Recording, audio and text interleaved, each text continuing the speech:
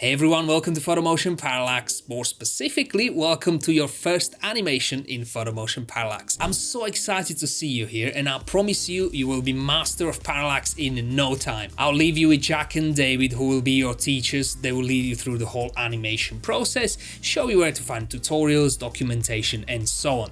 Probably the best way is to follow along and animate together, so feel free to pause the video at any point or rewind back if you missed something. Alright, that's all from me. Take it away, Jack. Hey, what's going on there, guys? Jack here. Let's get straight to showing you around. To start off, just make sure that you've extracted the zip file and you have this folder available wherever is most convenient to you. Just jump straight into it and you'll be greeted with all of these projection systems. Obviously, within this video, we're going to be focusing on Parallax, so let's just delve into that folder where we'll have this After Effects project just over here. So what we want to do here is just double click on it and then wait for After Effects to load. So Photomotion is a project-based toolkit, so no scripts or plugins are required. From this screen, you're good to go. It's also a viewport-based application, so the majority of the work is done within the viewport here and effect controls. Cool, so with that tangent over, let's get to setting up our project. Just double click on this Start Parallax here, which will bring you into the main dashboard. So you can't really do anything just yet, bar double clicking on this button. Call it a safety feature if you like, just to stop us from jumping the gun. So with that being said, we're just going to double click on this button, which will bring us into this composition. So once inside, go to File, then Import, and then File, which will show us this window here. We'll be importing this photo by Adriana Geo, and then these birds here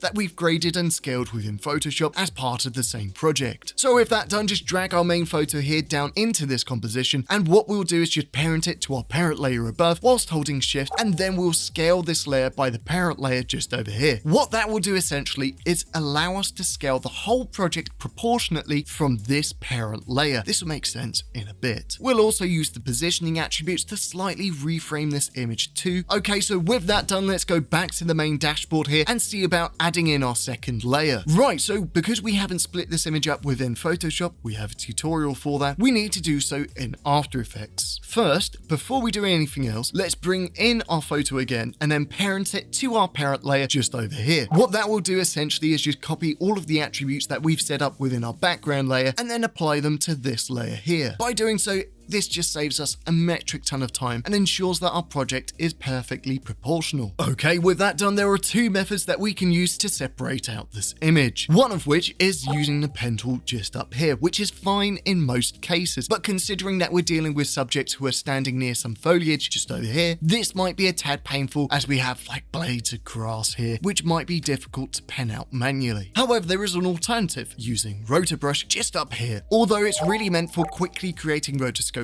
within videos. In any case, that doesn't necessarily matter because what we want to do is just paint in the areas that we want selected. So we're just going to double click on the viewport here and then start painting these areas with this couple and the cliff. What that will do essentially is just hunt down the areas of contrast, hopefully finding all the edges within these elements. Right, so we can notice an area that we don't want within our mask. This area just over here between this couple here. What we want to do is tell rotor brush that we don't actually want this section here. So we're just going to hold Alt and then paint this red in here, which will tell rotor brush to move to the next point of contrast. In doing so, we can just remove parts of this mask from the image, just in case we've made either a mistake or in case rotor brush has gone a little bit further over the edge. Right, so rotor brush will only apply that mask for a couple of seconds, which isn't exactly ideal. So what we need to do is convert these rotor brush points into an actual mask, and that's actually relatively simple. Just go over to layer just over here and then go to auto trace, which will convert this rotor brush effect into a series of mask points. That way this mask will be applied permanently. So with that done, let's just disable this rotor brush effect within effect controls. We'll also need to close this preview window of the rotor brush effect and then get back to the preview window of our composition. But these masks aren't really doing anything, and that's because we haven't provided them on any instructions to either add or subtract. So with the picture layer selected, not the parented layer, hit M on the keyboard, which will bring up all of these masks for that layer. What we want to do is change the top one, this one just over over here, which contains the couple and the cliff, and we'll change that to add, which will in turn change the whole entire image and remove this pesky background. However, we're still left with some area between this couple here. So just go to mask 2 and mask 3 within the drop down over here, and then click subtract, as we want to subtract those areas from the mask. Okay, so with that done, let's see how it looks on the main dashboard. Before doing anything else, let's just switch from the rotor brush tool to the selection tool, as we don't really want to be rotor brushing out our buttons. Very nice, but we're going to need to fix something first. On a quick tangent, this is our main controller, by the way. We'll get into more details about it later, but we'll need to showcase this really important issue first. If we move this slightly to the right here, we can see that there are duplicates underneath our layer 1, which obviously isn't exactly what we need. So let's get to removing these duplicates by creating a very basic clean plate within After Effects. To do so, just go to the first composition we accessed within the beginning of this video, and with that done, just make sure of two things. First, our playhead is at the very beginning of the composition, can't stress how important that is, and secondly, that we have this photo layer selected. Okay, so with that done, just go to the toolbar and then select this clone stamp tool. What we're going to do is just basically transplant areas of our image onto this cliff here and the couple. So just hold Alt on the keyboard, which will select a sampling area, and then just begin painting. Remember, take your time and do this section by section at a time. This way, just creating a more thorough clean plate. You may have to change your sampling area as you go along. What we essentially want to do is create a representation of what we can expect to be behind these people. It doesn't have to be too specific, and we're just going to transplant these trees over here. Now, we have a problem here with one of our main subjects, whose face is kind of in a tricky position as it's right on the edge of our outline of the first tree line. Okay, so with areas like this, we're going to be as delicate as possible, changing our brush diameter if we need to. Essentially, we just want to create a seamless background where everything looks natural. Okay, so this is good, but our background looks a little bit processed, and we want to build upon this fog just over here. So we're going to change the flow of the effect by going over to here and setting it to something like 5%, which will change how blunt it copies parts over. Having a light flow is perfect for if you want to apply light touches, which in turn is great for images where there's lots of fog or clouds. And once we're happy, let's bring the flow back up and proceed to paint over the rest of this cliff and our subjects. And once again, let's just make sure to swap out the clone stamp tool for the selection tool just over here. You'll notice that when we move our controller now, you'll see that our duplicate issue is now gone. Okay, so with that done, let's just start placing in our other layers. First, let's just jump into layer 2 by double clicking on this button just over here. Once that's done, we'll want to bring these birds here in from the project panel just over here into this composition. Now, if these birds were purely external assets, they weren't put into Photoshop or they weren't a part of the image in any sort of capacity, parenting it to this parent layer and scaling it would make no point, as the attributes regardless would not match up. So that's just something to keep in mind. Okay, so with them parented, let's see about moving their position. So if you look within our final animation, you'll see that we have these birds all over the place, but you probably won't actually notice that they're all the same image. So with that being said, how do we get away with this? So first things first, we don't need all of these birds in one layer. So we're just going to select the pen tool just up here, and what we're going to do is just mask out these birds to the right here. Okay, cool. So with that done, let's check it out in the main dashboard. Very nice.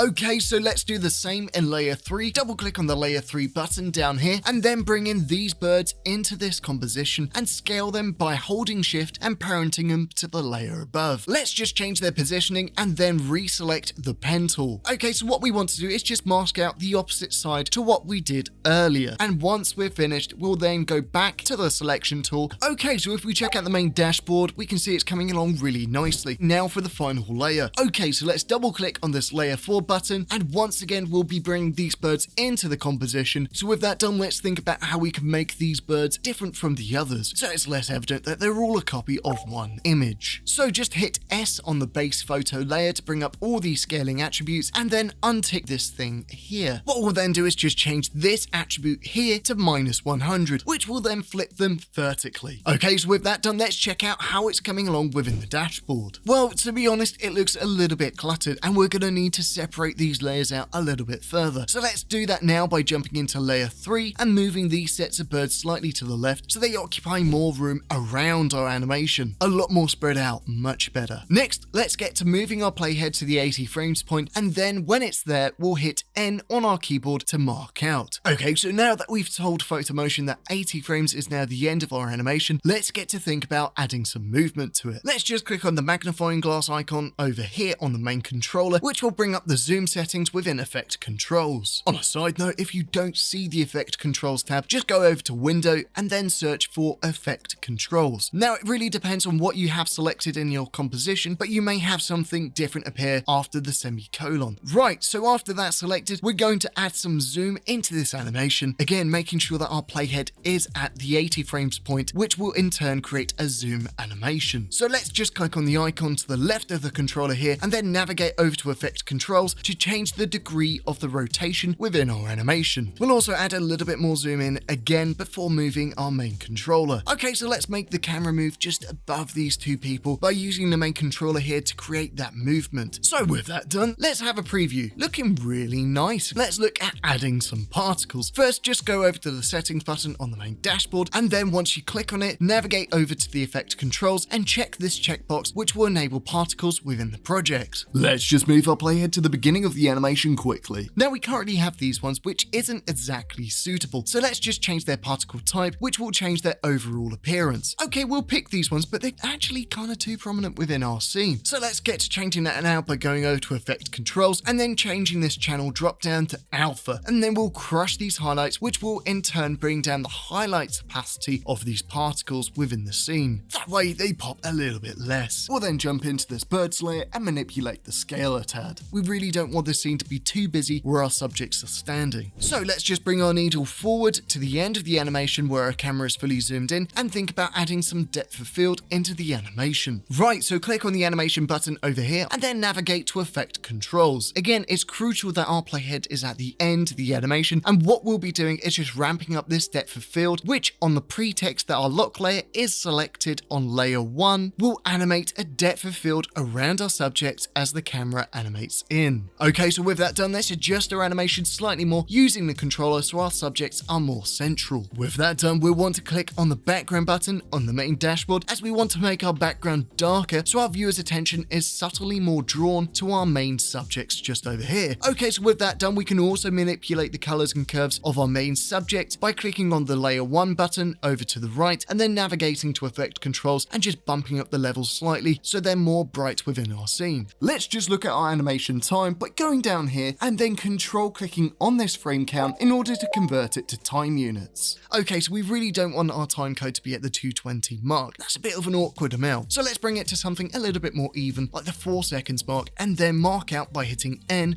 on our keyboard. After which we'll bring all of our N keyframes to this point in order to extend our animation. Let's have a preview. Looking really nice, great stuff. You can see that our camera kind of swoons in, and the small tweaks in levels and depth of field help gently guide our viewers' attention. Fantastic stuff. So even after this, we can still add a little bit of rotation. With all of that done, let's look at exporting it out now by double clicking on the export button just down here. We'll be then greeted with this composition, and if you look at the numbers, you might be wondering what that is. This is our perfect cut system. In essence, what it does is tell you the exact frame that you want to be on in order to achieve a certain amount of loops. Since our time head was already at the end of the original animation when we jumped into this composition, we've got a green light for no loops. Okay, so it isn't exactly clear, so let's just go to changing our time units back to frame count by again holding control and then clicking here. Okay, so with that done, we can now see that if we wanted to achieve 2 loops, we'd need to bring our playhead to the 240 frame point. So let's type that in here now, which will move our time head to this point. You'll see that our green highlight has changed from 120 to 240. Now all we need to do is just hit N on the keyboard in order to mark out this area. Kind of essential, as without marking out, After Effects will still just render out the whole of the composition regardless. Okay, so with that done, let's click on the settings button over here and you'll see that we have lots of adjustments we can still make at the end of our animation process. Within this case, we're just going to add some vignetting here to really help hone the viewer's attention. Right, so now that we're finally ready to render out this animation, let's just go over to composition